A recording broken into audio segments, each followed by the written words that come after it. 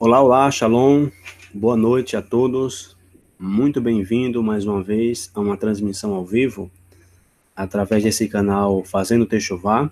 Estamos transmitindo por aqui enquanto o outro canal Raízes Hebraicas da Fé, não fica liberado para a transmissão ao vivo. Então aqui nós vamos dando continuidade aos nossos estudos e, consequentemente, iremos estar aí postando, no canal Raízes Hebraicas da Fé.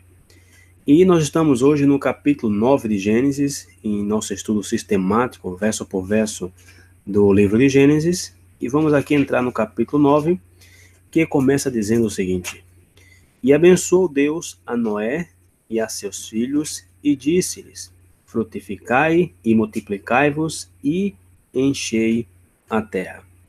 Então aqui mais uma vez o Eterno ele começa do zero, começa de novo. Então quer dizer que nós temos um Deus de novos começos.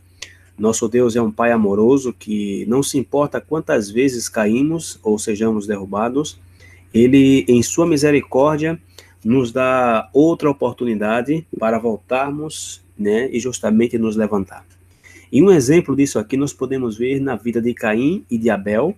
Quando Caim ele apresentou sua oferta, porém essa oferta não foi agradável, ou a atitude de Caim não foi agradável diante do Eterno, pela atitude em que ele apresentou a sua oferta em comparação com a do seu irmão Abel.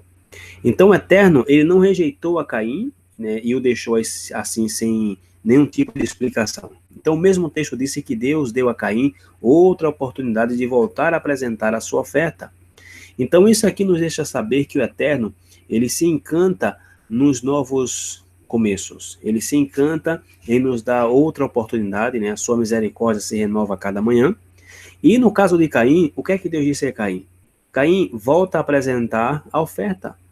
Por que tu estás irado, Caim? Porque teu semblante está decaído. Domina o pecado, por quê? Porque o pecado, ele irá te dominar se você não dominar o pecado. O pecado jaz à porta, porém, a ti será o teu desejo. Quer dizer, Caim, você tem a capacidade de controlar justamente o pecado.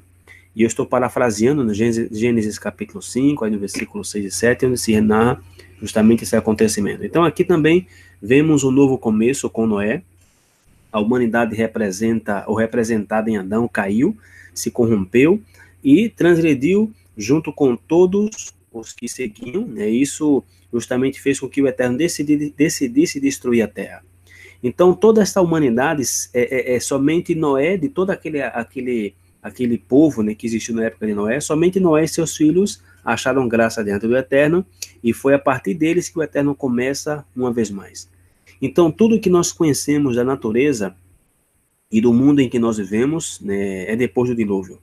Porque antes do dilúvio, nós não sabemos como eram as condições, podemos até especular sobre como era a vida do planeta, e há muitos estudiosos, que fazem isso, que especulam como pode ter sido, por exemplo, a vida antes.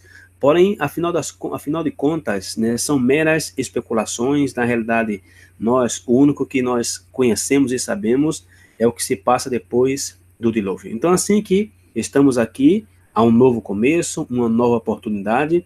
E é interessante porque no livro de Provérbios, capítulo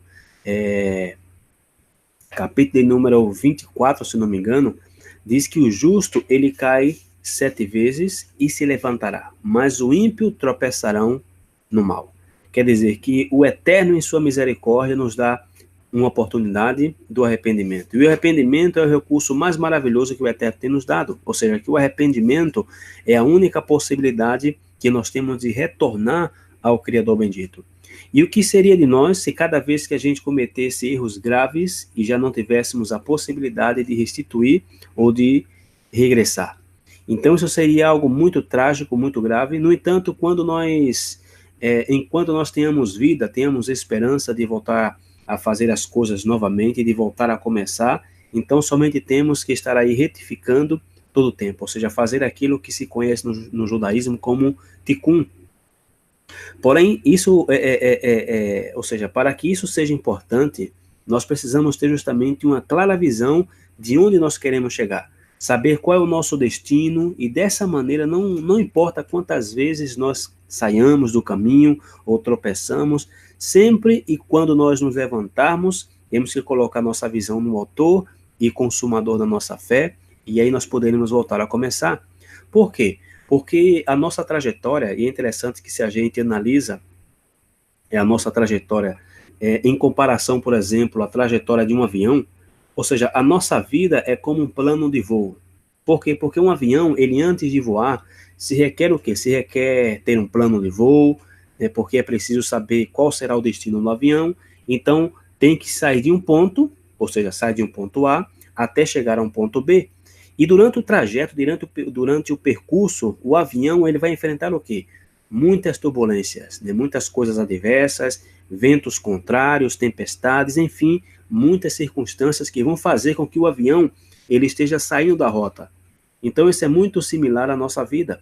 Todo o tempo temos que estar retornando, retornando e retornando, por quê? Porque nossa tendência, as circunstâncias, as pessoas com quem nós convivemos e a nossa própria carnalidade fazem que, de repente, nós saiamos do foco e perdemos o rumo. Porém, para isso estão aí quem? No avião? Os pilotos, os instrumentos de voo, né, os radares, o plano de voo, para que cada vez que vejamos que o avião está começando aí a se desviar uma e outra vez, pois o que é que faz o piloto? O que é que faz os radares, o comando de voo? Pois fazem com que o avião regresse a seu caminho. E da mesma maneira conosco, porque quando nós começamos a nos desviar do caminho, simplesmente precisamos saber onde queremos chegar, como aqueles homens, por exemplo, do capítulo 11 da carta aos Hebreus, que não receberam todas as coisas prometidas ou esperadas na terra, e de todas maneiras eles perseveraram, eles seguiram, por exemplo, com seu olhar fixo no invisível, sabendo que aquele que lhe chamou para justamente uma esperança eterna, para uma eternidade. Então, compreender isso foi justamente o que ajudou a esses antigos a se manterem no caminho, apesar de todas as adversidades que eles viveram. E da mesma forma, não devemos ter a nossa visão do autor e consumador da nossa fé. Então, igualmente a isto aqui, isso está relacionado conosco, que é justamente estar mantendo o foco em Yeshua como nosso mestre, como nosso rabino, como nosso Messias e como nosso rei. E ele é quem nós temos que ter como piloto, ou seja, o Messias é a pessoa que nós temos que nos inspirar, imitar. Por quê? Porque ele é o primogênito dentre muitos irmãos. E ser o primogênito quer dizer que ele, Yeshua, é quem vai transmitir a fé a seus irmãos. E para quem se pergunta do porquê da honra a Yeshua, pois, digo a essas pessoas, que em grande maneira tem a ver com o objetivo, aonde nós queremos chegar, ter uma motivação para chegar aí. Então, prestar homenagem a Yeshua deve ser feito com o entendimento de que Yeshua é a cabeça da congregação, que ele tem toda a autoridade, que ele é quem representa a imagem do Deus invisível, porque a Bíblia fala que o único que viu o eterno foi o Yeshua, né? Então, Yeshua justamente é uma manifestação visível do Deus invisível.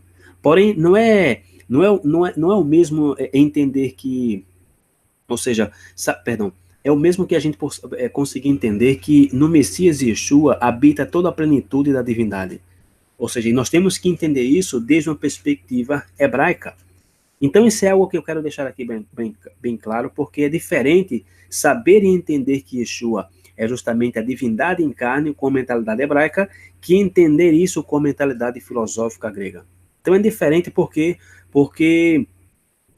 como se diz, o pensamento grego com respeito a isso é muito mitológico, é muitas coisas, e isso é justamente o que causou de muitas pessoas tirarem de Yeshua hoje no movimento da Teshuvah, da restauração, a sua essência divina, ok?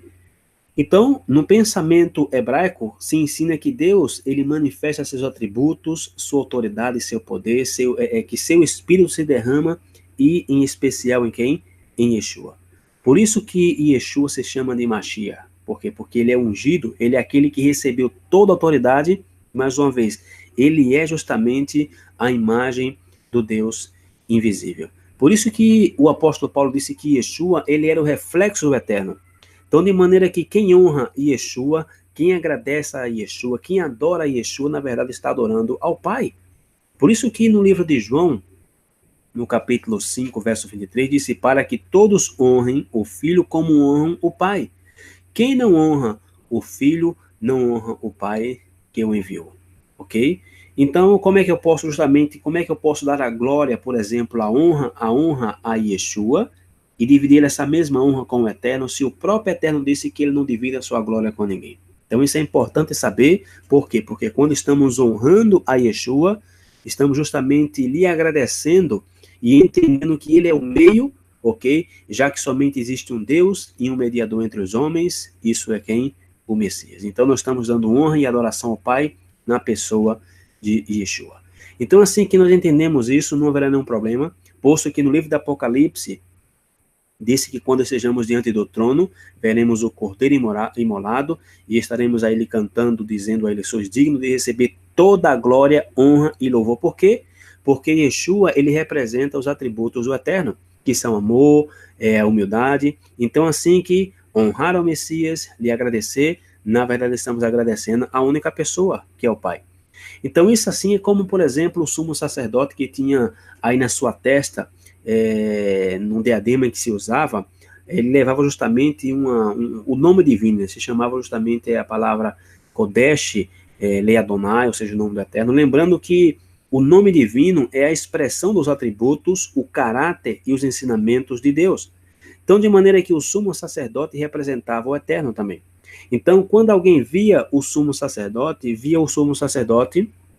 como um reflexo do Eterno, ou seja, como mediador entre Deus e os homens. Então, justamente isso se reflete na pessoa do Messias. Por isso que Paulo falou em Filipenses capítulo 2, verso 10, para que ao nome de Yeshua se dobre todo o joelho dos que estão nos céus e na terra e debaixo da terra, e toda a língua confesse que Yeshua, o Messias, é o Senhor, para a glória de Deus Pai. E o que esse texto quer dizer é que todos nós nos prostraremos diante do nome, dos atributos e da autoridade de Yeshua. Então, espero que fique bem clara essa inquietação para que tenham aqueles que têm essa dúvida. Tudo está relacionado com o tema. Tudo está relacionado com que o Eterno é um Deus de novos começos, em que nós nos separamos, transgredimos suas leis, e Yeshua é fiel e justo para limpar e nos purificar de todo pecado, justamente como escreveu o apóstolo João em sua primeira carta, onde diz que o Messias é o advogado para com o Pai, enfim. Agora, qual é a diferença entre um justo e uma pessoa que não é justificada ou não é agradecida diante de Deus?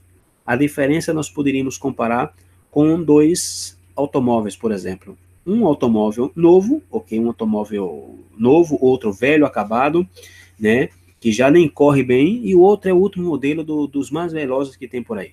Então imagine agora você colocar esses dois carros em uma descida, de uma ladeira, e quem sabe os dois carros descem na mesma velocidade. Então até aí não se nota tanto qual é a diferença entre o carro mais potente. Porém, uma vez em que a descida acaba e começa a subida, então aí é onde nós vamos notar a diferença entre o carro novo e o carro velho. E essa é exatamente a diferença entre uma pessoa justa e uma pessoa não justificada. Uma pessoa que confessa suas iniquidades, seus pecados e se separa, pois ela alcança a misericórdia. Ela receberá uma nova oportunidade, assim como disse em Provérbios 28, verso 13, o que encobre as suas transgressões nunca prosperará, mas o que as confessa e deixa alcançará misericórdia. E o que significa confessar?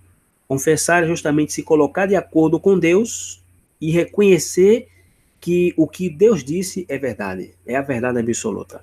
Que o que Deus chama de pecado, nós também temos que chamar de pecado. Nós não temos que tratar de se justificar, nem jogar a culpa em alguém mais por nossas falhas, senão que temos que reconhecer e pedir ao Eterno perdão, assim como fez Davi. Porque quando foi mostrado o pecado de Davi, ele não se escondeu nem se esquivou.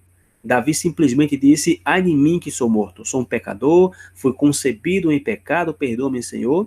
Então, Senhor, o que é que eu posso te oferecer?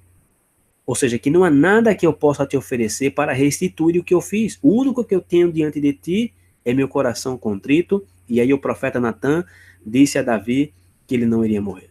Porém, não somente foi isso. Vem a misericórdia de Deus, que não somente perdoou Davi, senão que também restaurou Davi dessa relação que ele teve aí, né, também com a mulher Betsabá, o Batseba, que começou em adultério, da qual Davi estava muito arrependido. Posteriormente, Deus havia lhe concedido ter um filho, o qual veio a ser um dos reis mais importantes do povo de Israel, e foi justamente o rei Salomão.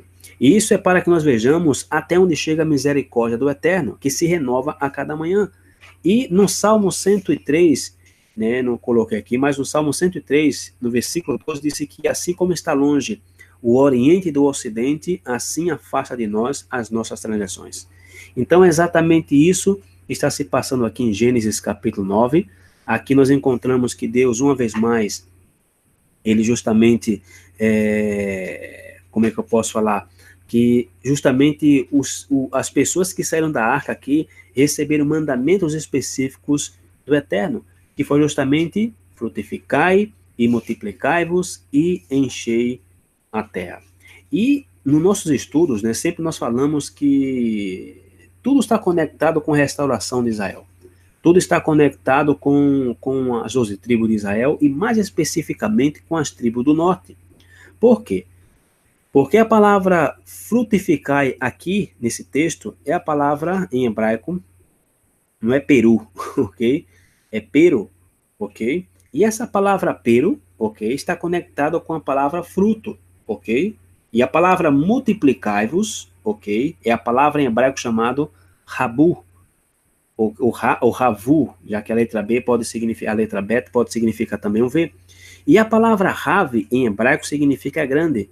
Então daqui é de onde vem a palavra rabi, que significa meu grande. Porém, Yeshua proibiu as pessoas, os seus discípulos, chamarem os homens de rabi. Por quê? Porque somente um é grande, somente o Messias é grande, somente ele podemos chamar de rabino.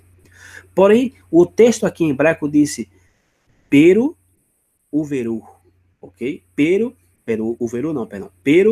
urevu, que quer dizer o quê? Antes de agradecer, antes de engrandecer, antes de se multiplicar, antes de pensar em casamento e de ter filhos, eu quero dizer aqui, por exemplo, aos jovens, às pessoas que assistam esse vídeo posteriormente, talvez que estejam pensando em se casar, porque se o Eterno tem tido misericórdia de ti e tem te dado uma outra oportunidade, pois então aproveita a etapa em que você tem, ok? Essa etapa justamente que você está de solteiro e frutifica, pero.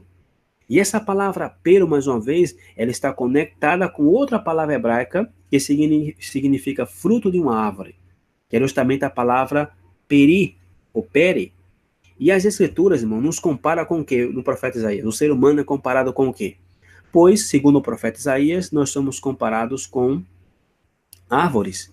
E as árvores se conhecem pelos seus frutos. Uma árvore boa não pode dar maus frutos, nem tampouco uma árvore má, ela pode dar frutos bons. Então, assim que pelos frutos é que conhecemos as pessoas. E a quais frutos se refere aqui?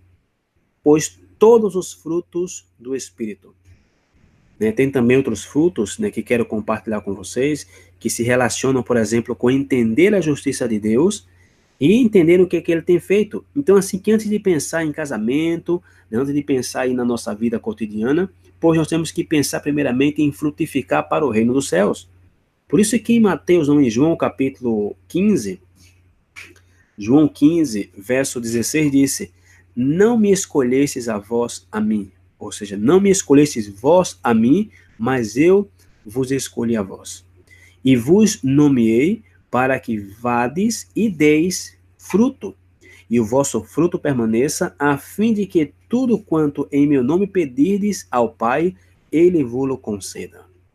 Ou seja, que o Messias nos escolheu para quê?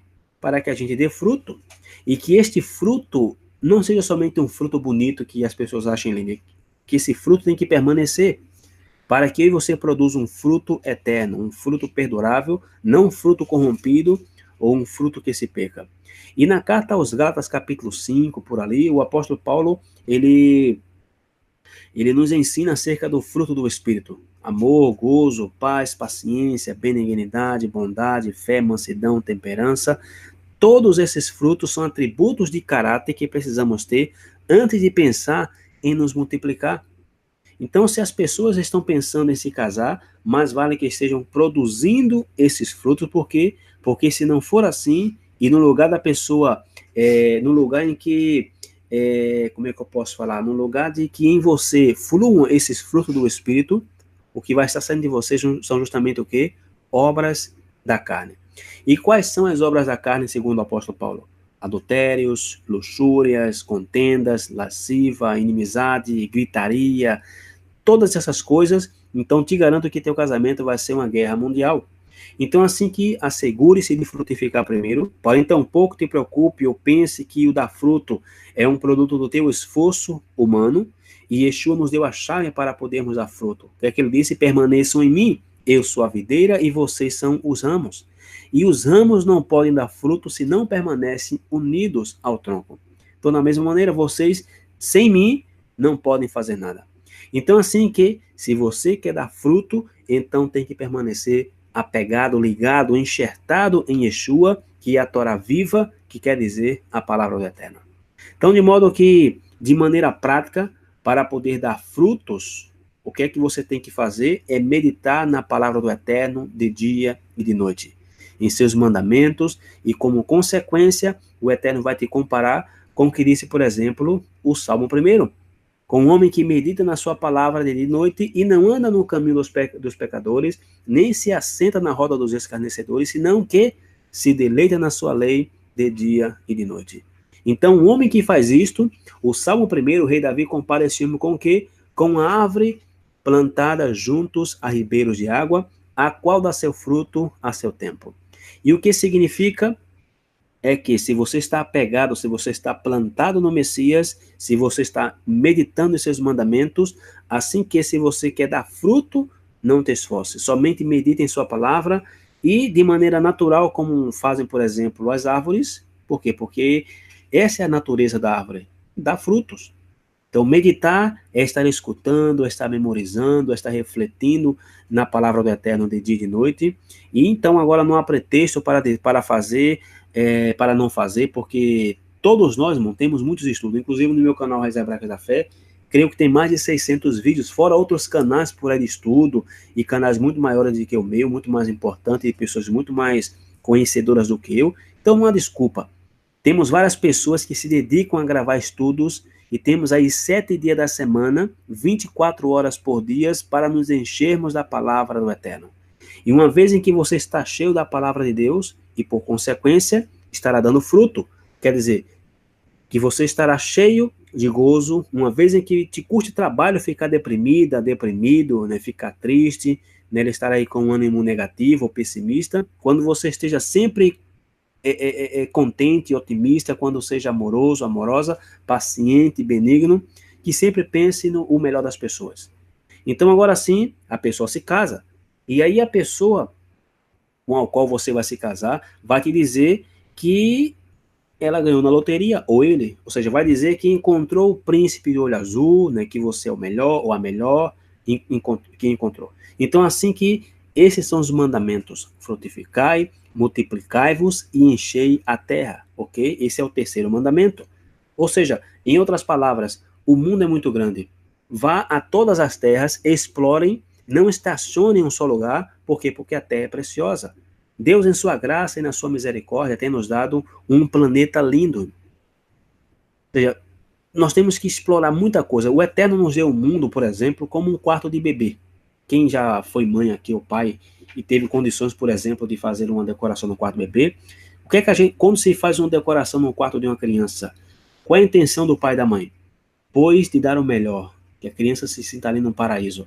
Da mesma forma, quando a gente ver a praia, ver o mar, ver as estrelas, ou seja, isso foi a decoração que Deus deu nesse planeta Terra para que eu e você habitasse. O Eterno é tão inteligente, ou seja, o arquiteto dos arquitetos decorou o mundo com a natureza para que nós, como seus filhos, nos sentisse assim, depositário do melhor. E nós sabemos pelas profecias também que Israel ele foi disperso entre as nações. E tudo isso teve um propósito. No entanto, se a gente analisar esse mandamento de encher a terra, de sair a todas as nações, o que aconteceu, por exemplo, na Torre de Babel? Porém, aconteceu justamente o oposto. O homem tratou de se reunir em um só lugar, de construir uma torre, quiseram criar uma civilização, né? E diga-me, por exemplo, você, se não te enche de gratidão e se sentir, por exemplo, maravilhado das obras do Eterno. Imagine agora você em uma noite estrelada em um lugar ou isolado, não estrelado com o sol, isolado, onde você possa, por exemplo, apreciar a grandeza do universo, e aí é onde você se dará conta de que o planeta é insignificante em comparação com as galáxias, né, e o tamanho do universo. E se o planeta Terra é insignificante em tamanho, agora imagine você e eu somos verdadeiras células. Então é incrível que o Eterno, ou seja, o que ele tem feito, justamente essa grandeza, que a gente, ao observá-la, nos leva a ele. Incluso quando Davi olhava a grandeza da criação, Davi escreveu justamente o Salmo de número 8, que disse: Ó Senhor, Senhor nosso Deus, quão admirável é o teu nome em toda a terra, pois puseste a tua glória sobre os céus. Tu ordenaste força da boca das crianças e dos que mamam por causa dos teus inimigos, para fazer calar ao inimigo e ao vingador. Quando vejo os teus céus, obra dos teus dedos, a lua e as estrelas que preparaste, que é o homem mortal para que te lembres dele? E o filho do homem para que o visite, ou seja, quem sou eu, Senhor, para tu me revelar essas coisas? Ou seja, quem sou eu, Pai, para que eu possa ter um contato contigo? E diz o versículo 5, pois pouco menor o fizeste do que os anjos, e de glória e de honra o coroaste. Fazes com que ele tenha domínio sobre as obras das tuas mãos, tudo puseste debaixo de seus pés. Todas as ovelhas e bois, assim como os animais do campo, as aves dos céus e os peixes do mar, tudo que passa pelas veredas dos mares, ó Senhor, Senhor nosso Deus, quão admirável é o teu nome sobre toda a terra. E isso é muito inspirador, ver as estrelas, né, longe da cidade, longe das luzes, dos barulhos do carro, ver um pôr do sol aí no mar, né, nas montanhas, num parque, nos rios, enfim. Isso é muito relaxante e é muito inspirador. Porém, o que você prefere? Acordar pela manhã com o canto do galo, ou escutar a vizinha que estará gritando com seu marido, ou escutar o vizinho que chegou bêbado e que começa a brigar com sua esposa? Por quê? Porque está vivendo justamente em um prédio, é o único que nós podemos ver justamente são casais, varais, roupas, construção, barulho e nada de natureza. Ou seja, o que pode ser mais inspirador? A natureza ou a vida de uma cidade cheia de edifícios, de prédio, de casa, onde você abre a janela do apartamento e você não vê uma folha, quanto mais uma árvore. Então, isso nos dá o quê? Nos dá uma inspiração em buscar a Deus, e tudo por quê? Porque precisamente não cumpriu o mandamento de Deus de explorar essa terra. E quando Yeshua disse aos discípulos que eles seriam testemunha dele em Jerusalém, na Judéia e em Samaria, e até os confins da terra, se seguimos lendo a narração do livro de Atos, veremos que não cumpriram. Por quê? Porque os discípulos não saíram de Jerusalém. E depois veio um homem, né, e eles estavam todos juntos, até que o Eterno teve que enviar a perseguição para quê? Para que o povo dispersasse, para que o povo fosse explorar a terra, explorar. Então, dispersá-los entre as nações, Deus teve que utilizar essas circunstâncias adversas, por quê? Porque tudo tem um bem maior. E de modo que se o Eterno está tendo misericórdia de ti hoje, se ele está te dando outra oportunidade de começar de novo, então considera esses mandamentos e seja frutífero em espírito. O de multiplicar-se, de ter filhos, ok? O qual é bênção. E nesse sentido aqui, irmãos, também se refere a ter filhos espiritualmente. Porque qual foi o mandamento específico de Yeshua? Ide e fazeis discípulos, ok? Pergunta, estamos cumprindo esse mandamento? Porque os muçulmanos, a nível literal, estão cumprindo ao pé da letra esse mandamento, tanto é assim, e já está começando a ser perigoso, né? Porém, sabendo das implicações que isso tem, as profecias irão terminar se cumprindo precisamente porque a descendência de Abraão, em muito sentido, não tem feito isso. No entanto, vejam como o Eterno, em sua misericórdia por nós, né, querendo nós ou não, né, de todos os modos, ele multiplicou a semente de Abraão ao levar justamente as tribos perdidas às nações, e ao misturar aí a semente de Abraão com a semente das nações, fisicamente Deus cumpriu seu propósito. E quem sabe a razão pela qual Noé não quis fazer isso, de explorar novos lugares, foi pela mesma razão que muitas vezes nós não queremos nem sequer sair de casa. Por quê? Porque estamos muito cômodos. Incluso, apesar da diversidade de questões difíceis, poderíamos ficar aí, como disse, por exemplo, o ditado: mais vale mal conhecido que bom por conhecer. Então, tudo por quê? Por medo e pelo temor ao desconhecimento. Por quê? Porque eles sabem, né? Ou seja, quem sabe eles tinham, por exemplo, temor de ir em lugares isolados, né, em desertos, assim como também, quem sabe, temiam, por exemplo, as bestas feras do campo. Por isso é que o Eterno lhes garante que não comessem, ou seja, que eles não deveriam comer, que ele iria justamente estar no controle, que ele iria fazer algo com respeito às feras da terra, que eram justamente, quem sabe, as que Noé, as famílias, os filhos de Noé e suas noras, estavam com medo. Por isso que no versículo 2 de Gênesis capítulo 9 disse: e o temor de vós e o pavor de vós virão sobre todo animal da terra. Ou seja, estavam com medo de sair ali, porque pensando em agora, vamos morrer nesse, só temos nós. Se vir um bicho aqui gigante, come nós tudinho. E disse: e sobre toda a ave dos céus, e tudo que se move sobre a terra, e todos os peixes do mar, nas vossas mãos serão entregues. Ou seja, de maneira instintiva, o Eterno disse que iria colocar algo nos animais para que os animais tivessem respeito ao ser humano. E muitas das imaginações nos filmes, onde mostra, por exemplo, essas feras devoradoras de animais ou de seres humanos, são mais espetáculos, são show. Porém, na realidade, os que estudam os animais, né, difundem justamente informação adequada, dizendo que isso não necessariamente é assim. Por quê? Porque os animais nem sempre estão tratando de devorar, né, o primeiro que ele encontra. Incluso a nível de tubarões, por exemplo, dizem que muitos tubarões, por exemplo, têm sido mortos pela má fama que tem gerado sobre esses tipos de filmes. Porém, na realidade, irmão, não é que os tubarões sejam maus, sejam ruins assim. Não estou dizendo que não devemos tomar precaução adequadas, porém, tampouco é como se mostra em filmes. Então, aqui Deus disse para Noé que recorresse à terra e que não tivesse temor dos animais. E como é que eu posso falar? Um dos motivos, uma das razões, sem dúvidas, né? Os animais, por exemplo, eles iriam ter esse instinto de conservação. Por quê? Porque a partir daqui o Eterno permite que sejam consumidos. E, lógico, os animais que se podem comer.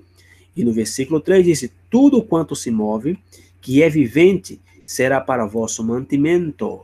Ok? Tudo o que se move, que é vivente, será para vosso mantimento. Tudo vos tenho dado como a erva verde. Ou seja, que aqui se introduz a permissão para comer carne de animal. Quer dizer que antes do dilúvio, ok?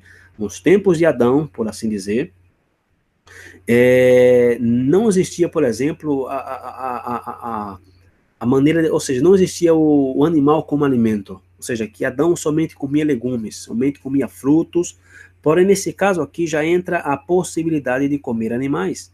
E uma das razões, segundo alguns rabinos, pela qual isso se introduz é devido às novas condições naturais da terra. Alguns lugares não iriam ser propícios para a agricultura, algumas áreas seriam desertas, não seriam aptas para plantar, para se obter o alimento, e é por isso que se permite o consumo de carne para a sobrevivência do ser humano. Assim que comer carne não está proibido pela Torá, incluso é até um mandamento. Por exemplo, quando o templo estava de pé, ok? E era o tempo, por exemplo, da Páscoa, o mandamento era comer cordeiro assado ao fogo. Não era uma opção. Eu escolho se como não, era um mandamento. E atualmente não existe templo e não precisamos comer um cordeiro. Porém, naquela época, não precisamos comer de maneira obrigatória, ok? Se você quer comer um cordeiro, não tem problema nenhum. Como se você quiser comer uma galinha, um ovo, enfim. Porém, naquela época, era um mandamento. A única restrição que há para o consumo de animais vem no versículo 4, que disse: a carne, porém, com sua vida, isto é, com seu sangue, não comereis. Agora, o que aqui está dizendo é, ok, está bem, te permito comer animais, porém você terá que ter compaixão dos animais. Você não poderá ser cruel com eles Somente você irá comer quando estiverem mortos, ok? Não quando estiverem vivos. Não poderá comer, por exemplo, aí colocar um limãozinho aí no animal quando estiver vivo, o qual seria o cúmulo da crueldade, tal como se faz hoje com certas criaturas do mar para depois mastigá-la, como se faz, por exemplo, a ostra, né? Que queira que não, muita ostra, ela se pega na hora, algumas, né? E a pessoa coloca limão ali, sal e entra para dentro. Então, depois disso aqui, né, ou seja, depois já está assim proibido comer, por exemplo, ostra, é lógico, e ainda mais fazendo dessa maneira como se fazem hoje. Por quê? Porque essa é uma prática que segue sendo feita hoje em dia. E na Ásia, por exemplo, tem região, por exemplo, né, e não me lembro agora o nome, né, porém se come em uma mesa redonda, né, em que tem, por exemplo, um buraco no meio, onde se coloca um macaco amarrado vivo, e a cabeça do macaco aí, né, eles abrem, né, aí nesse buraco aí, nessa mesa, ou seja, uma dessas atividades que somente você, só de você imaginar já te causa terror.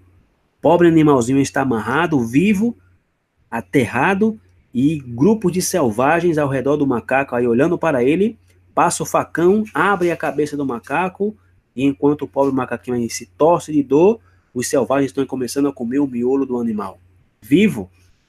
Então isso é puro selvagerismo, um selvagerismo exagerado.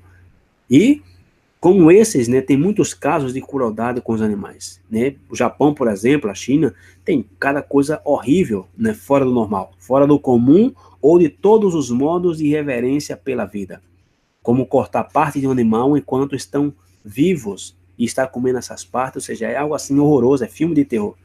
Isso está totalmente proibido pela Torá, porque a Torá nos fala temos que ter reverência pela vida e garantir que os animais não sofram. Incluso por razões médicas, não é bom fazer isso. Medicamente falando, está comprovado que entre mais o animal sofre, mais toxinas ele vai gerar ao comer, ou seja, na carne, e a gente, ao comer essa carne, vai nos fazer mal. Por isso que é uma prática dentro do judaísmo ortodoxo, né, é utilizar uma faca muito bem afiada, e os que vão fazer o abate nos animais são pessoas bem treinadas em matar animais, de uma maneira assim que os animais nem sequer percebam que estão morrendo. E ao cortar o animal aí com essa faca bem afiada, às vezes o pescoço, pois praticamente vai se derramando o sangue pouco a pouco, né? É como se o animal começasse assim a ficar dormindo, não sente dor. Então, assim que esse mandamento tem a ver com isso de não ser cruel com os animais. Incluso esse mandamento aqui se estende, por exemplo, em Atos capítulo 15, onde nos fala de não comer sangue, nem comer sufocado. E aí, precisamente, nos fala de não estrangular um animal, de não comer o sangue, enquanto o animal estiver vivo, enfim, se permanecer sangue no animal, muito menos, tem que ser derramado todo o sangue, de uma maneira digna e de uma maneira compassiva. E também é importante notar que esse tema do sangue não tem nada a ver com a proibição de doar sangue, como se proíbe, por exemplo, na doutrina dos testemunhas de Jeová. Então isso é importante notar por quê? Porque esse aqui é um dos textos que os testemunhas de Jeová utilizam para argumentar que Deus proibiu a transfusão de sangue. E daí tem tido casos de pessoas que hão deixado seus filhos morrendo pelo fato de não aceitarem uma transfusão de sangue devido à doutrina dos testemunhos de Jeová. Então, assim que é muito triste e muito trágico utilizar esse argumento para evitar uma transfusão de sangue. Por quê? Porque é óbvio que é uma má interpretação da Bíblia. Porque uma transfusão de sangue é receber sangue de outro ser humano, não é comer. Então, o tema de se comer sangue, de se injetar sangue, né, ou seja, é o mesmo, ou seja, é um tema controverso. Poderia ter razões em dizer, por exemplo, que, mais uma vez aqui, que é o mesmo. Por quê? Porque está entrando no corpo. E nesse sentido, realmente, tem razão. Porém, a razão pela qual é um desastre essa interpretação dos testemunhos de Jeová, porque o contexto do que está sendo falado nessa passagem é comer carne de animal, ou seja, aqui não está falando de carne de ser humano. Obviamente que não somos canibais. O que o texto está aqui proibindo é comer sangue de animal.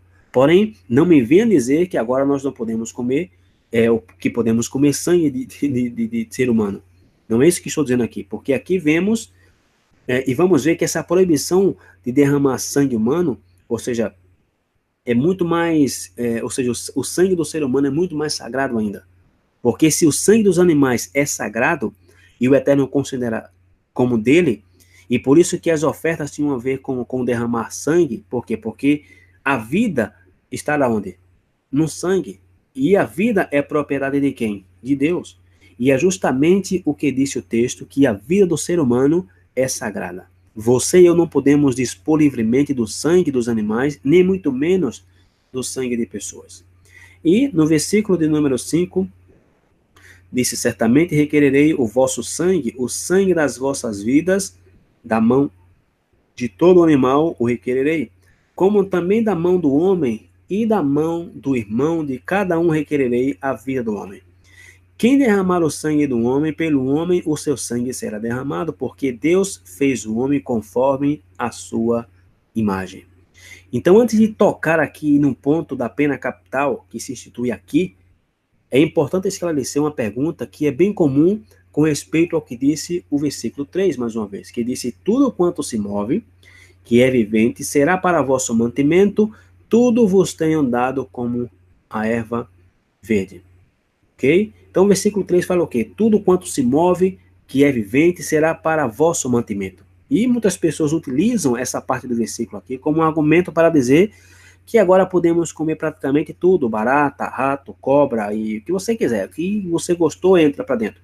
Que Deus permitiu comer de tudo, por quê? Porque aqui está, tudo quanto se move, que é vivente. E essa categoria aqui entram todas as classes de animais, insetos, répteis, barata, enfim, tudo que você quiser. Porém, lembrando que uma regra básica de interpretação bíblica é não pegar um só versículo para se estabelecer uma doutrina. Porque se você quer estabelecer uma doutrina em matéria alimentícia, você não pode utilizar somente um versículo.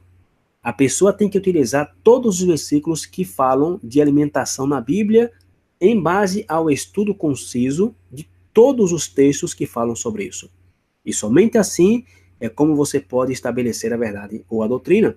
Por isso que no Salmo 119, Davi diz o que? No Salmo, no versículo 160, a suma da tua palavra é a verdade.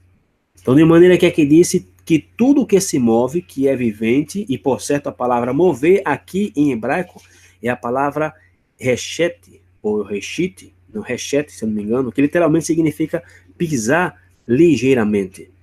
Então, em hebraico disse rechete, asher, hu, hayah, que é tudo o que pisa de maneira ligeira. Por isso que em algumas traduções está traduzido como réptil.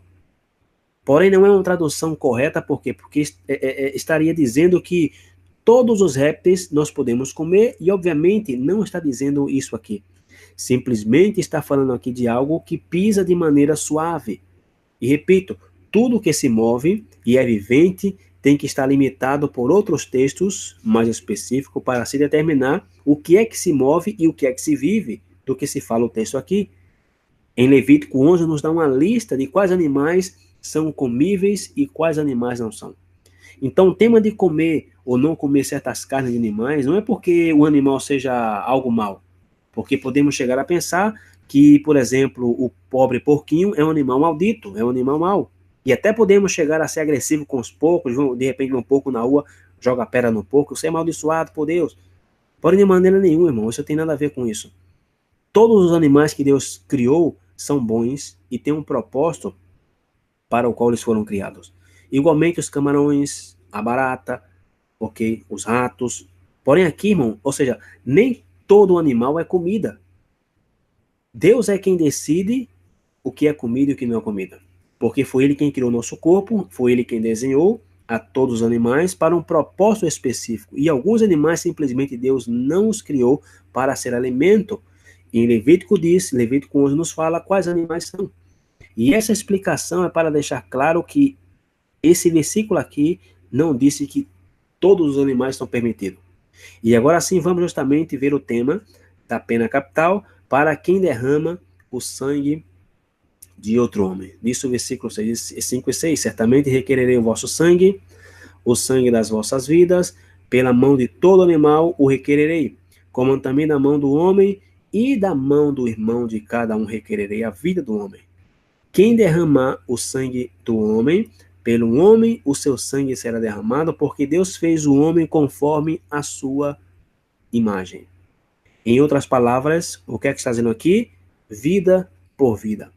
Se você pega algo que não te pertence, se você pega uma vida sagrada, a vida de um homem, então tem que ser efetuada a justiça de acordo com a Torá. De acordo com a Torá, em Israel, não havia cadeias, não havia prisão. O pecado de homicídio era castigado com a pena de morte. Por quê? Porque esta é a justiça divina que se implantará, por exemplo, no milênio. E uma das perguntas que fazem as pessoas que estão vindo a esse tema das raízes hebraicas da fé, em relação a como se pode aplicar isso aqui. Acaso vamos andar aí matando as pessoas, irmãos? Pois claro que não. Porque, por suposto, para isso, né, para que isso possa ser aplicável, teria que ter um conselho de juízes, quer dizer, um sinédrio, como havia, por exemplo, na época em que a Torá era o instrumento de governo, e na época do Império Romano, os judeus perderam o direito, por exemplo, da pena capital. Conta um historiador que na época aí do ano 7 da Era Comum, um governante romano tirou do povo judeu a autoridade para exercer a pena capital.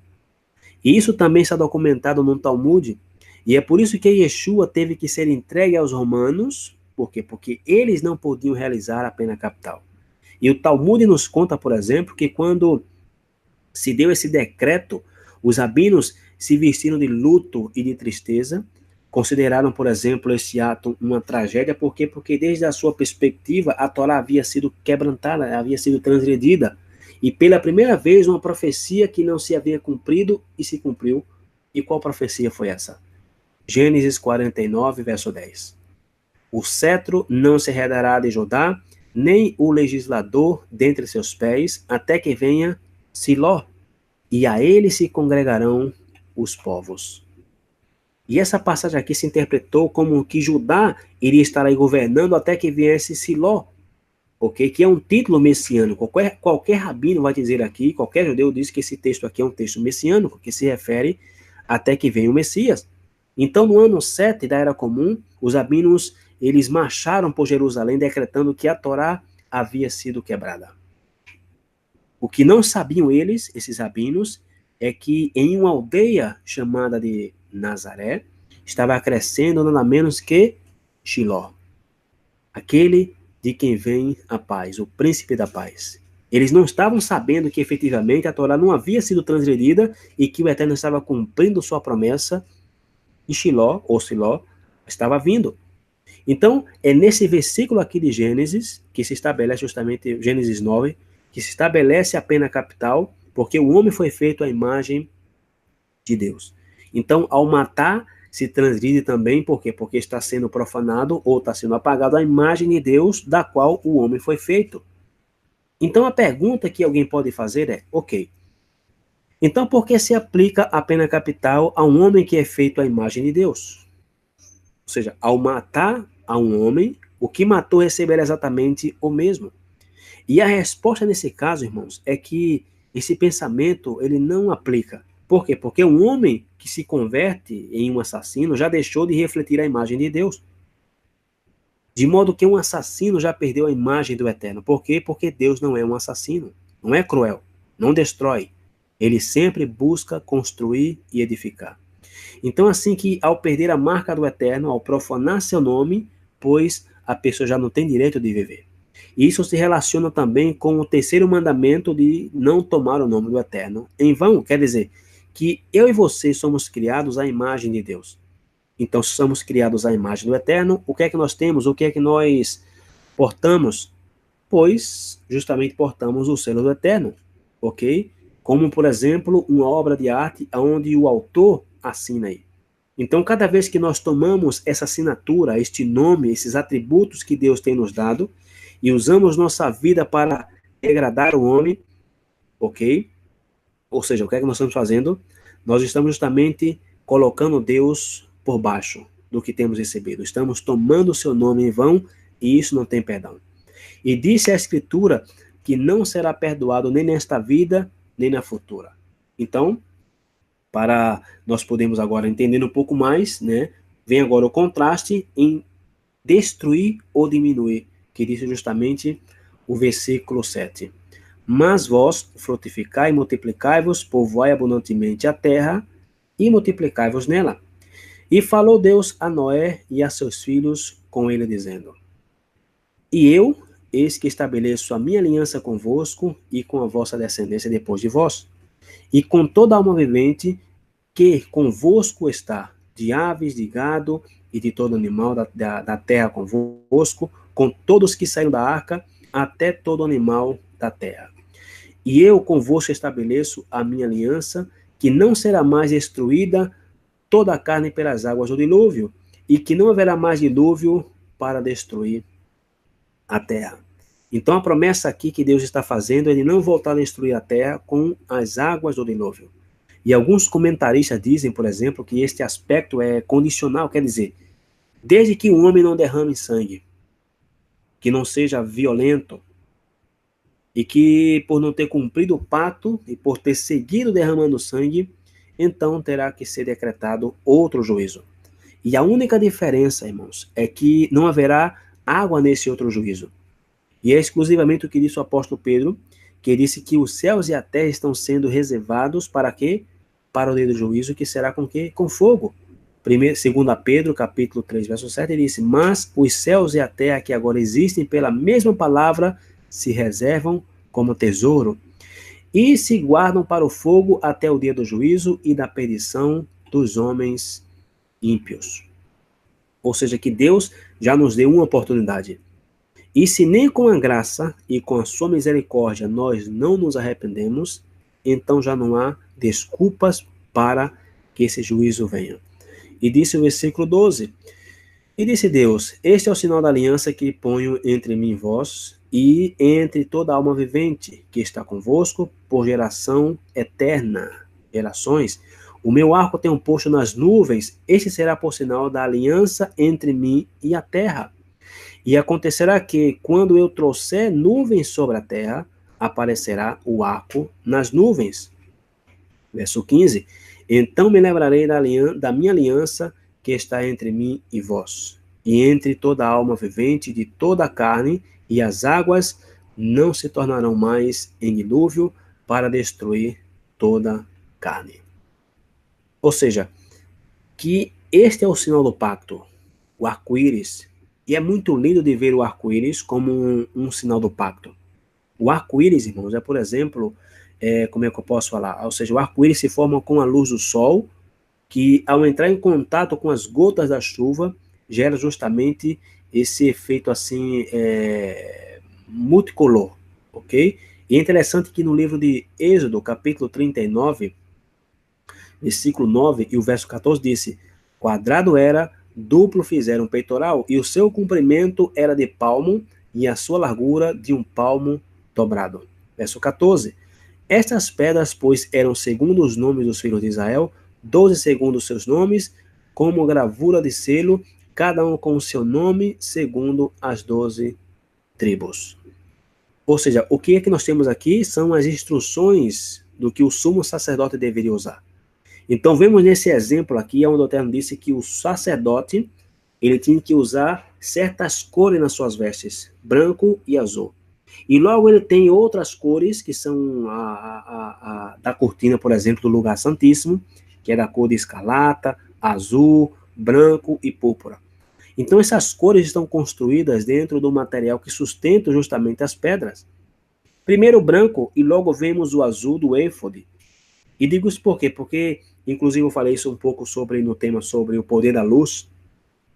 E é justamente o propósito, por quê? Porque o branco na Bíblia representa o quê? O branco representa a perfeita cor do Criador. Por quê? Porque ele é infinito em toda direção. Então, o branco representa todas as cores do arco-íris. O azul é a cor que o Eterno usa, ou o sacerdote, por exemplo, usa também no seu peitoral. E a Arca da Aliança, por exemplo, era de cor azul por cima. E a única cor que a arca podia usar. Por quê? Porque a cor divina, na simbologia bíblica, ela é a cor da realeza, é a cor divina, ok? É a cor representa a realeza de Yeshua. Então nós temos o Pai, com o qual é branco, todas as cores, Temos o azul, o qual é a cor divina de Deus, e é por isso que nós vemos o azul no céu. O mar é azul, a cor perfeita de quase todas as cores é azul, e a cor azul na Bíblia também tem uma simbologia com a obediência aos mandamentos. Por isso que em Números capítulo 15 manda os filhos de Israel usarem um cordãozinho azul, para quê? Para se lembrarem dos mandamentos. Então, o azul gira em torno do sacerdócio, e quero sugerir que a razão pela qual Deus instruiu o sacerdócio de usar essas cores, por quê? Porque essa era a maneira que nós teríamos de ver, como é que eu posso falar? Teríamos que, de ver no jardim.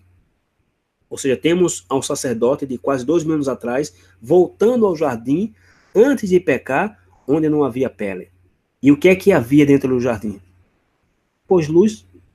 E essa luz, ok? A luz está o quê? A caminho, e a luz somente vai brilhar somente através do traje da mais alta frequência elétrica, como, por exemplo, o línio, que brilha justamente ou altamente quando envia-se a luz, né, a nível molecular, e essa luz ela penetra através do peitoral do sacerdote. Então essa é a razão pela qual eu creio que essas pedras que estão aí no peito do sacerdote, e por questão profética também, irmãos, está nos mostrando aqui o que aconteceria, e eu creio que todos vocês, quando eu mostrar, por exemplo, se me der tempo aqui nesse estudo, né, vamos fazer aqui a conexão de que é uma razão do porquê vemos o arco-íris no céu. Por quê? Porque no versículo 3 disse: o meu arco tenho posto nas nuvens, este será por sinal da aliança entre mim e a terra. Então eu creio que se o sumo sacerdote estivesse no jardim do Éden, agora mesmo ele estaria literalmente emitindo o arco-íris. E é interessante por quê? Porque em Apocalipse capítulo 4, no versículo 2 e 3 disse: e logo fui arrebatado em espírito, e eis que um trono estava posto no céu, e um assentado sobre o trono. E o que estava sentado era, na aparência, semelhante a pedra, jaspe e sardônica. E disse o quê? E o arco celeste estava ao redor do trono, e parecia semelhante a esmeralda. Agora, e por que existe um arco ao redor do trono? Porque quando o sumo sacerdote fazia a oração arônica, ele colocava as suas mãos, ok? As mãos de frente no seu peito, ou seja, colocava no seu coração, como que se abraçava. E seguramente Noé e sua família, cada vez que eles vinham, por exemplo, nuvens, eles começavam a temer se iria acontecer outro dilúvio. E é por isso que Deus, para garantir, para que eles não temessem mais, quando visse, por exemplo, o arco-íris, que se lembrassem do pacto que o Eterno havia feito com eles. Então, mais uma vez, é muito lindo de ver o arco-íris, né, pela forma que tem, incluso alguns de maneira filosófica, têm dito que o fato de que o arco-íris esteja girando, dirigindo para cima, né, quer dizer que o arco-íris esteja apontando para cima, tem a ver com a união do céu e da terra. Então, de maneira que o céu se une com a terra, e como Deus estende sua misericórdia, e este é um sinal ou um símbolo da unidade do céu e da terra. Então, para a gente concluir o capítulo 9, disse o versículo 18: e os filhos de Noé que da arca saíram foram Sem, Cão e Jafé. E Cão é o pai de Canaã. Ou seja, veja que o versículo 18 diz que saíram aqui 3 filhos de Noé: Sem, Cão e Jafé. E aqui menciona esses 3 filhos, e de imediato se agrega aí uma nota que disse que Cão é o pai de Canaã. Isso se menciona pelo acontecimento que vai se dizer na continuação. Por quê? Porque o escritor está se assegurando de que nós saibamos que Cão é o pai de Canaã. E disse o versículo 19: estes 3 foram os filhos de Noé, e destes se povoou toda a terra. Agora, todos os habitantes da terra descendem de um desses 3 filhos de Noé. Ok? Sem em hebraico é Shem, que literalmente significa nome. Então, assim que os descendentes de Shem seriam os responsáveis de anunciar os atributos do nome divino, do seu caráter, do que Deus é. E daí descendem justamente as tribos semitas, os hebreus e também os árabes. Então, de maneira que a palavra antissemitismo tem a ver com, está contra a descendência de Sem, especificamente o povo hebreu. Cão, ou Can, né, o Ram, se formou por exemplo, os povos cananeus, né, que foram posteriores e foram justamente posteriores e foram exterminados. E o outro filho de Noé, quem é? É justamente Jafé. Agora, Jafé, em hebraico, está relacionado com a palavra Yof, ou Yafé, que tem a ver com, ou seja, se você quer dizer bonito, em hebraico usa a palavra justamente do nome de Jafé, Yafé. Ou seja, Yafé em hebraico significa bonito, lindo. E segundo alguns historiadores, de Jafé é de onde vêm os gregos. E alguns povos da Europa, né, outros mais que se dispersaram em todas as nações. Ou seja, que se isto for assim, irmão, então de Jafé vem todo o humanismo, toda a cultura grega. E é muito interessante tudo que vem de Jafé, pela profecia que vai vir adiante, no versículo 20. E começou Noé a ser lavrador da terra, e plantou uma vinha, e bebeu do vinho, e embebedou-se, e descobriu-se no meio de sua tenda. E viu Cão, o pai de Canaã, a nudez de seu pai, e fê-lo saber a ambos seus irmãos no lado de fora. Ou seja, que aqui nós podemos agora, por exemplo, tocar em um tema que tem sido o foco de muitas e variadas especulações, com o objetivo de interpretar o que aconteceu aqui. Por quê? Porque aqui disse que Cão, o pai de Canaã, ele fez o que? Ele viu a nudez do seu pai e fez-lo saber a ambos os seus irmãos do lado de fora. Aí diz o verso 23 e 24. Então tomaram Sem e Jafé uma capa e puseram-na sobre os ombros, sobre ambos os ombros, e indo virados para trás, cobriram a nudez de seu pai, e os seus rostos estavam virados, de maneira que não viram a nudez de seu pai. E despertou Noé do seu vinho e soube o que seu filho menor lhe fizera. Ou seja, que aqui diz o quê? Que Noé soube o que seu filho menor fizera. Seu filho menor. Ou seja, isso quer dizer o quê? Que algo Noé fez a esse jovem aqui. Noé lhe fez receber uma maldição que se transformou em uma profecia do que aconteceria depois com a descendência de Cão. E o interessante, irmãos, é que Noé não amaldiçoou diretamente a Cão, senão a descendência de Cão, que era quem? Ou ao filho de Cão, que era Canaã. E uma das possibilidades pelas quais Noé amaldiçoa seu neto, né, por causa do seu filho, Cão, alguns rabinos dizem que foi porque Cão havia sido abençoado por Deus e não podia ser amaldiçoado. E houve um profeta em Israel chamado Balaão, que foi contratado para amaldiçoar o povo de Israel, e mesmo que ele tenha tentado, ele não conseguiu. Por quê? Porque Deus havia abençoado Israel. Então é por isso que Balaão disse que ele não poderia amaldiçoar alguém que Deus abençoou. E é por essa razão que não se podia amaldiçoar aos hebreus, aos israelitas. E essa pode ser uma boa notícia, porque se Deus te abençoou, então você não tem com que se preocupar. Nada nem ninguém pode tocar em ti. Aquele que toca no povo do Eterno, disse o profeta, toca na menina dos olhos de Deus, ok? E ninguém pode te amaldiçoar. Então é por isso que, segundo alguns rabinos, eles dizem que nesse caso aqui, Cão é que não pode ser amaldiçoado, e que a maldição é justamente aqui ao filho, ao neto de Noé, a Canaã. Porém também, sem dúvida, teve a ver com alguma atitude que fizeram, por exemplo, em conjunto. Por quê? Porque outros comentaristas dizem que Canaã foi especificamente o que cometeu o pecado, o que fez em conjunto com seu pai Cão. Enfim, a pergunta é, o que é que eles fizeram?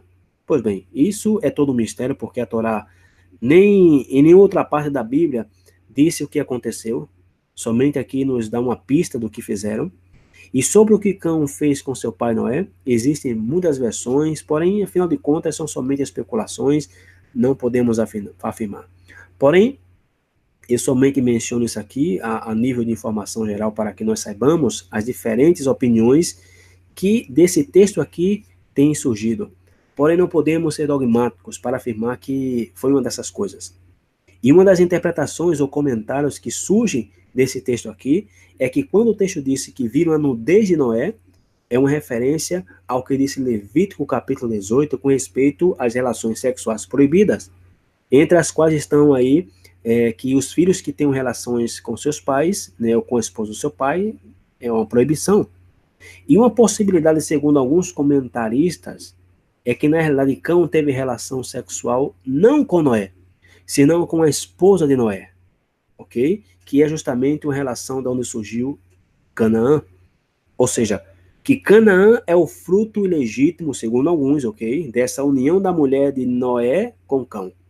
E é por isso que os cananeus foram tribos completamente pervertidas, imorais e violentas. Então essa foi uma das razões, segundo alguns, pelas quais o Eterno decretou tirar os cananeus do seu território e entregar ao povo de Israel, o qual seria uma nação santa, que haveria de ensinar a moral, uma nação que haveria de se comportar de uma maneira pura. Em troca, os cananeus tinham um potencial, se seguissem com suas perversões, de destruir a humanidade. Então, assim que essa é uma outra possibilidade. Outra possibilidade é que foi uma perversão ainda pior, que teve uma relação homossexual, algo parecido ao que fizeram, por exemplo, as filhas de Ló, quando Ló estava bêbado. E por último, outro comentário rabínico é que castraram Noé, porque já não queriam cumprir o mandamento de se multiplicar. E isso se argumenta por quê? Porque já não se menciona que Noé teve mais filhos. Então o relato somente nos disse que Noé morreu, porém não, a Bíblia não relata que Noé teve mais filhos, além desses que se menciona aqui. E mais uma vez quero deixar bem claro que são apenas comentários de alguns rabinos, que estou citando aqui como informação. Não podemos afirmar que alguma dessas sejam verdadeira. Quando a Bíblia guarda silêncio em um ponto, o melhor que nós podemos fazer é guardar também.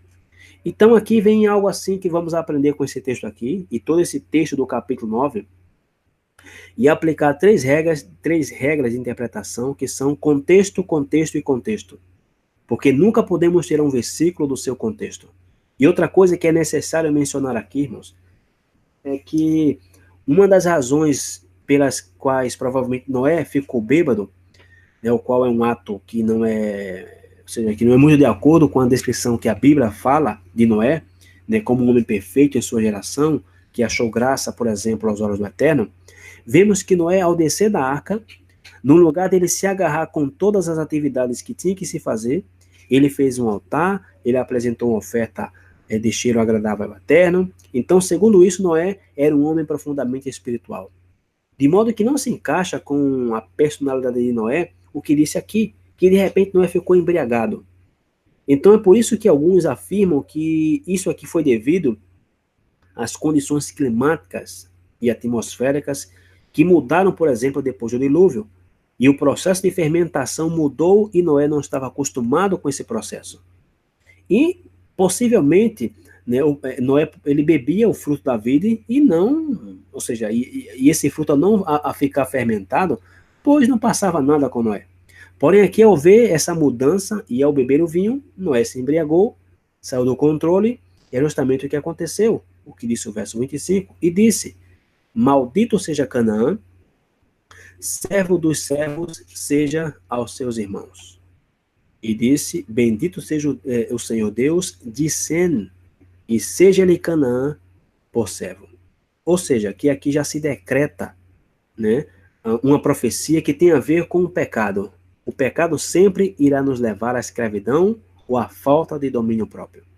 E qualquer que tenha sido esse pecado aqui, ou essa falta de respeito, a reverência que Cão teve com seu pai, pois vai ter consequências trágicas com a sua descendência.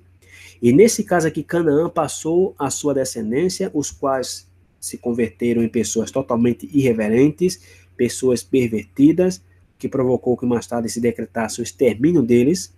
Então, assim que aqui no versículo 25 afirma que eles seriam escravos, ou seja, seriam servos de servos.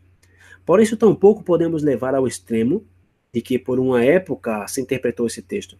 Por quê? Porque dentro, por exemplo, dos mormons e outros grupos cristãos, há um tempo atrás era ensinado que de Canaã vinha os africanos. E toda essa gente de cor negra descende de Canaã. E que por isso que os africanos, eles têm vivido assim sempre como escravos, que é um decreto divino que tem a ver com a escravidão. E hoje em dia, irmãos, somente grupos como esses grupos se seguem, por exemplo, essas doutrinas nazi, por exemplo, dizendo que houve uma época em que isso esteve assim muito na moda. Porém, uma vez mais, irmão, o texto não disse nada disso aqui. O Eterno não faz acepção de pessoas, né, nem de pele, nem de cor. Então aqui o único que Noé fez é ter uma visão do futuro e saber que Canaã e toda a sua descendência iria ser pessoas pervertidas por falta de reverência que expressou seu pai Cão. E o versículo 27 disse algo precioso e algo que poderia ser profético com respeito a Jafé mais uma vez. Porque lembrando o que eu disse no começo, Jafé vem da palavra Yafé, que tem a ver com algo bonito, algo agradável à vista, né? Ou seja, que a palavra Yafé, a palavra Jafé em hebraico tem a ver com algo com estética. E segundo alguns rabinos, de Jafé vem o povo grego. E disse o versículo 27, alargue Deus a Jafé, e habite nas tendas de Sen, seja-lhe Canaã por servo. O interessante aqui é que disse que Jafé iria ser engrandecido e, de alguma maneira, a civilização ocidental é o resultado da cultura grego, com seu ênfase em quê? Qual era o ênfase da cultura grega? Pois a beleza, né? O corpo físico. E aqui, irmão, entra uma profecia impressionante. Porque aqui diz o quê? Habite nas tendas de Sen, ou seja, falando de Jafé e a sua descendência, que habitariam nas tendas de quem? De Sen. De modo que aqui poderíamos ver um indício do mistério das duas casas de Israel. O mistério de Israel sendo assimilado na cultura grega e o Eterno os restaurando nos últimos tempos, tirando-os daí para restaurar o tabernáculo caído de Davi e então habitarem onde? Nas tendas de Sem. Ou seja, isso é o que interpreta Yeshua, ou que se interpretava na sua época. Por quê? Porque em João capítulo 7, verso 33 ao 36 disse-lhe, pois, Yeshua, ainda um pouco de tempo estou convosco, e depois vou para aquele que me enviou. Vós me buscarei, e não me achareis. E onde eu estou, vós não podeis ir, ouvir. Disseram, pois, os judeus uns para com os outros, para onde irá este, que não acharemos? Irá, porventura, aos dispersos entre os gregos, e ensinar aos gregos? Que palavra é esta que disse, buscar-me-eis e não me achareis, e onde eu estou, vós não podeis ir.